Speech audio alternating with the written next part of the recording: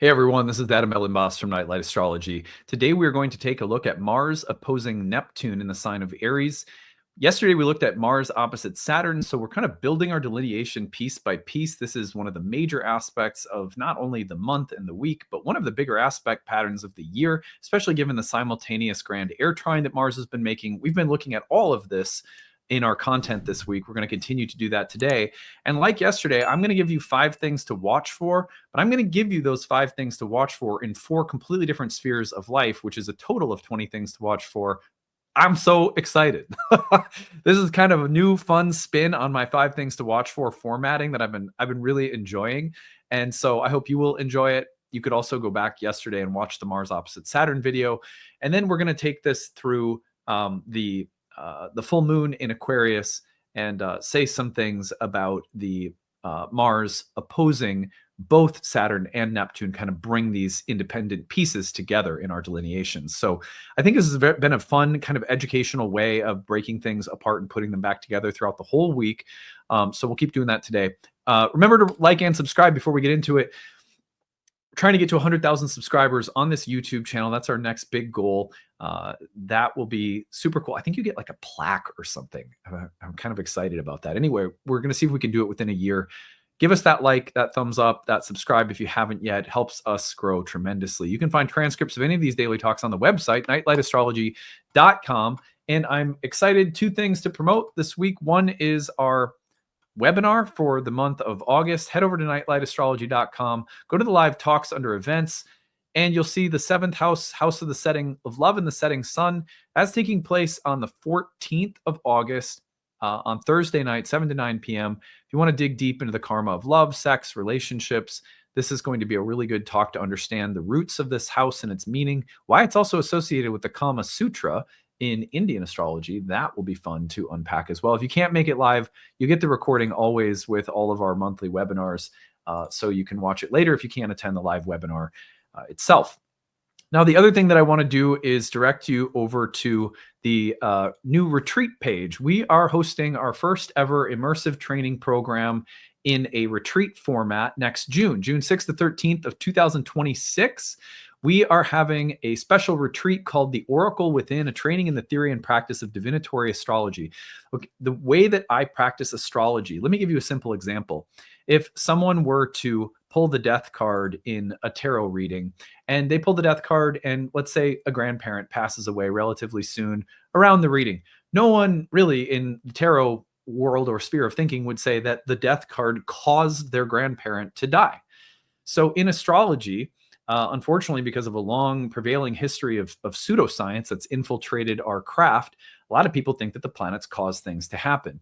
The divinatory perspective on astrology, which runs through all of the Nightlight curriculum that I learned from some of my teachers, is the idea that this is a science of signs and omens that speak and are speaking through an oracle, that astrology is oracular and divinatory. That means something a little bit different. For example, ancient mystics did not really believe that time was real. There was a sense of time being a kind of illusion. Time is circular. Time is cyclical.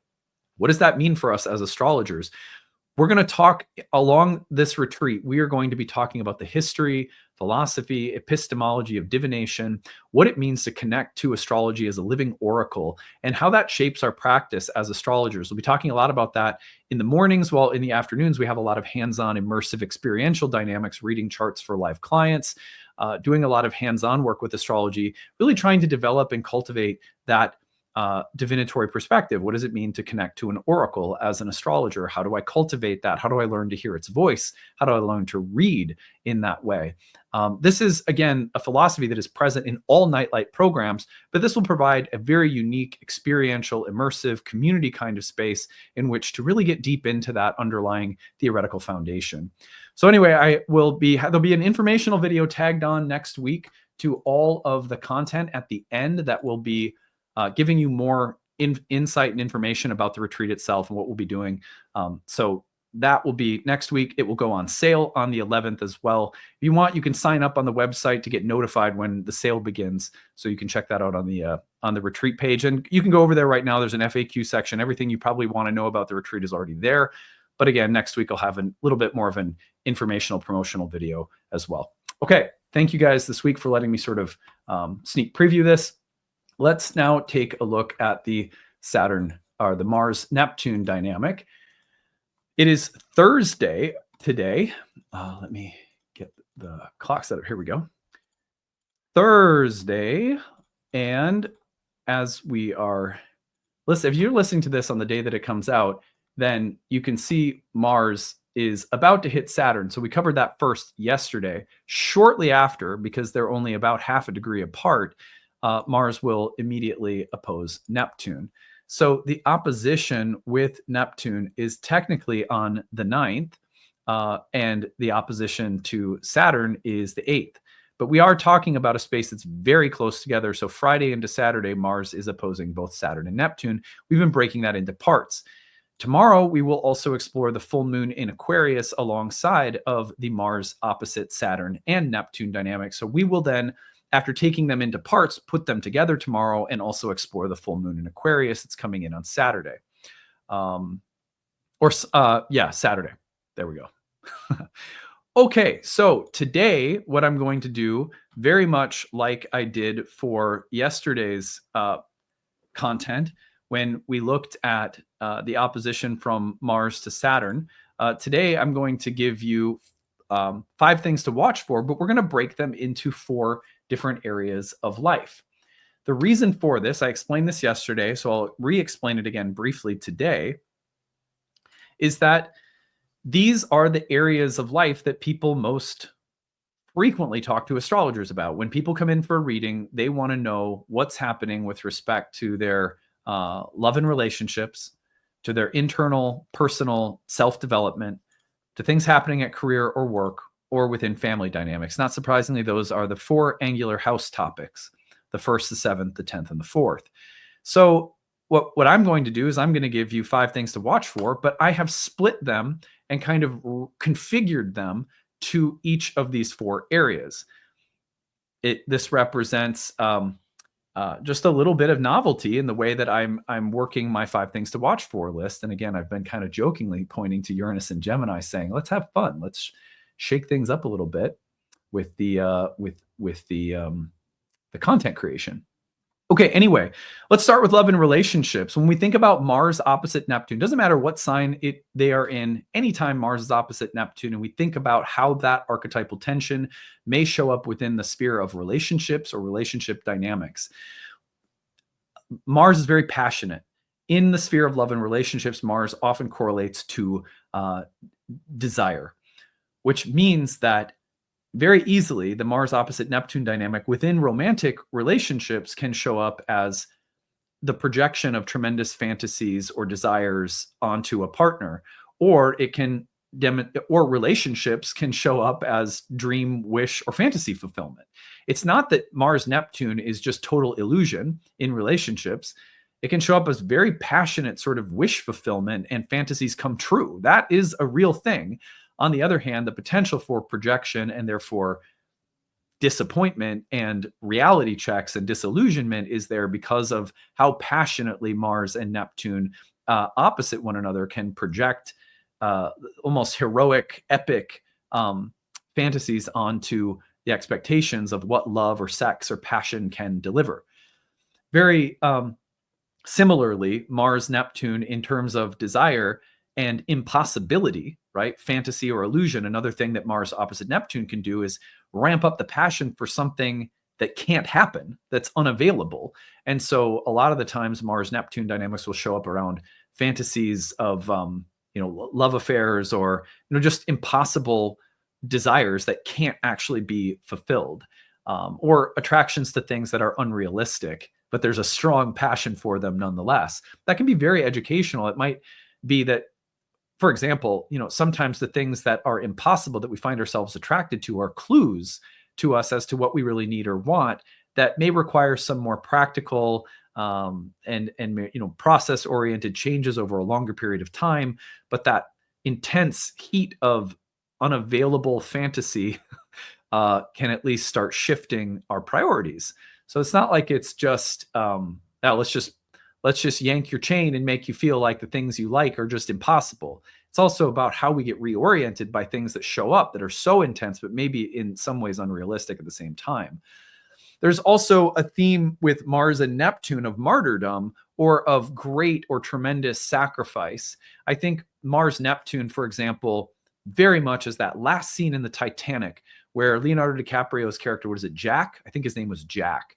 And Rose, wasn't it? Jack and Rose? I'll never let go. And he's basically dying for her so she can stay afloat on the raft in the icy water. And he's like treading water, turning into an icicle. That's a Mars-Neptune dynamic. I will sacrifice for you, my love. The same thing that this is really funny. A couple summers ago, we were out at the cabin. We had just gotten Hilda. By the way, during the summers, it's too hot in here for her. So you haven't seen her in here because she doesn't like it. Once it gets cool out, then she's in here all the time because it's warmer in my office all season round. Anyway, I just say that because people are in the comments section like, where's Hilda? Well, yeah, she's in a cool spot. Anyway, I jumped off the dock into the pond at a family member's cabin. People have like lake cabins in Minnesota. It's a thing. So anyway, I jumped off the dock. She never swam before in her life. She got so concerned that she plunged in after me. That she's she's a guardian dog. Mastiffs are like that. It was like, oh, that's so Mars-Neptune. Just the sacrifice. I will dive in after you. I will save my own drowning child.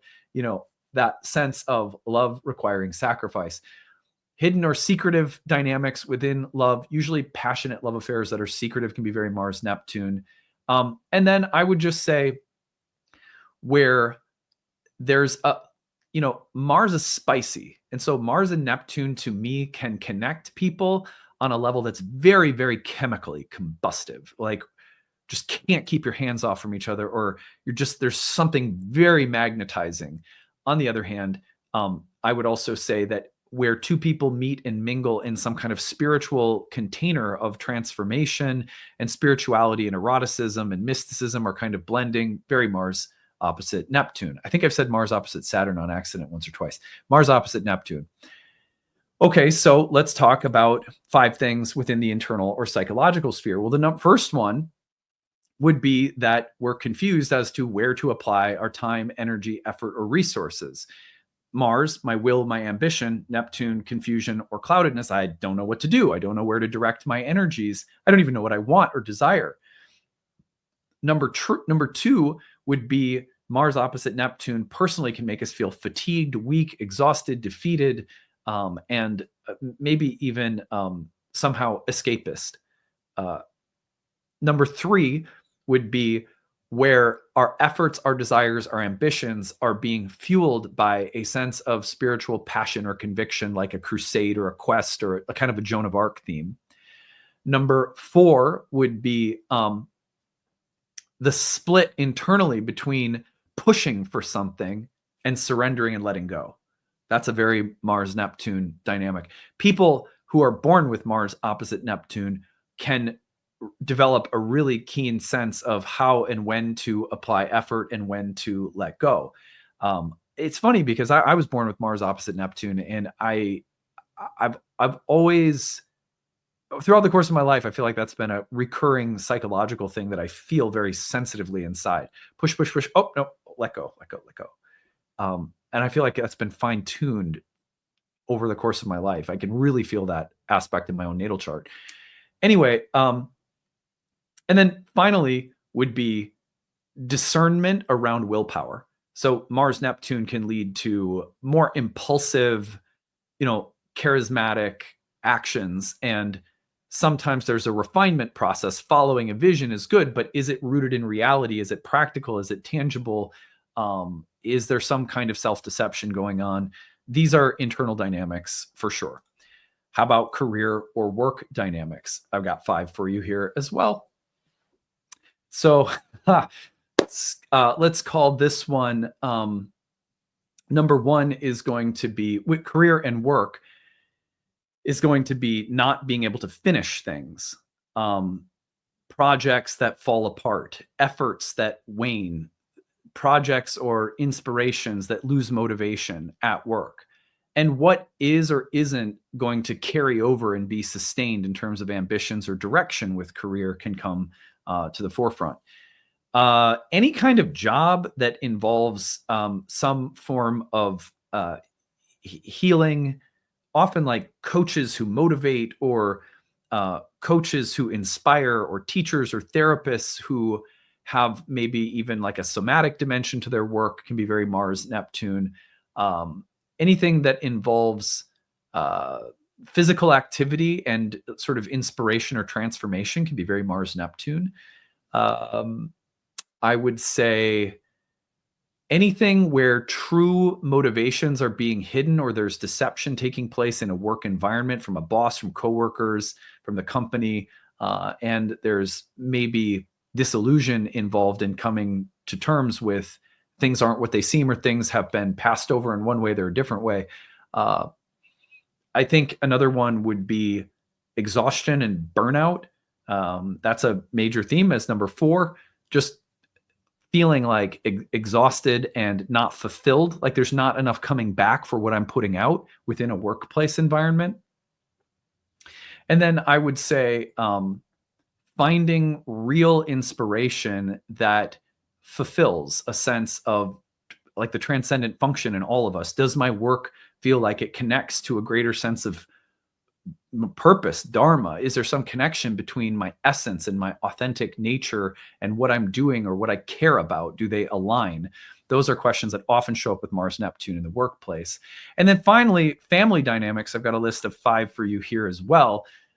So with family dynamics, any time that there has been an abuse of substances, so addiction or escapism or self-harm or mental health problems, anything around addiction and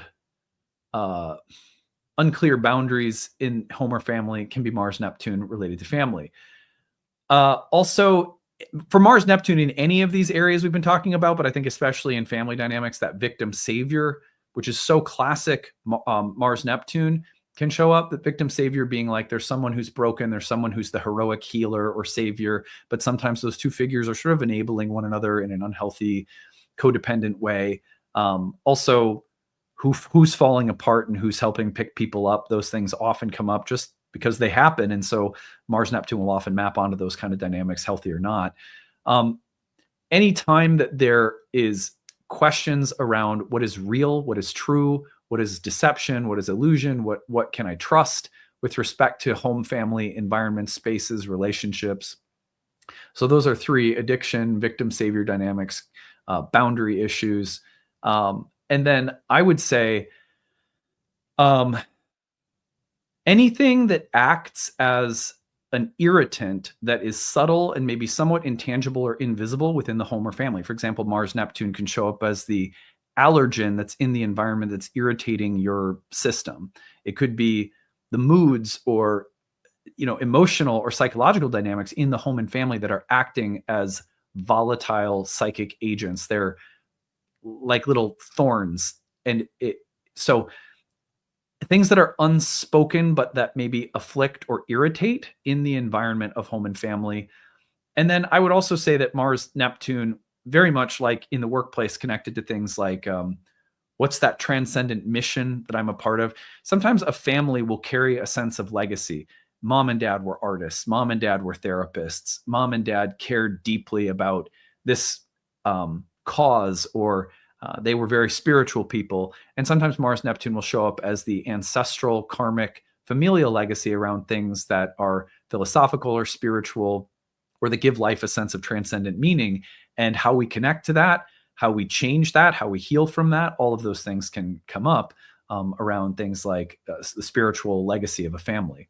So 20 things, guys, 20 things. And I did it in under 20 minutes. Isn't that fun? I've been having a lot of fun with this. Maybe I'm a little excited. Maybe I'll try to slow my roll a little next time. But anyway, I hope you find this useful. Yesterday, we broke down Mars opposite Saturn. Today, Mars opposite Neptune. Tomorrow, we're going to do the full moon in Aquarius, and then try to also give you things to watch for Mars opposite Saturn and Neptune together, drawing all of these things together into a further sequence of things to watch for. And I'm going to repeat it within these 4 areas of life.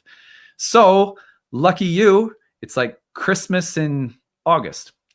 All right, that's it for now. We'll see you again tomorrow. Bye.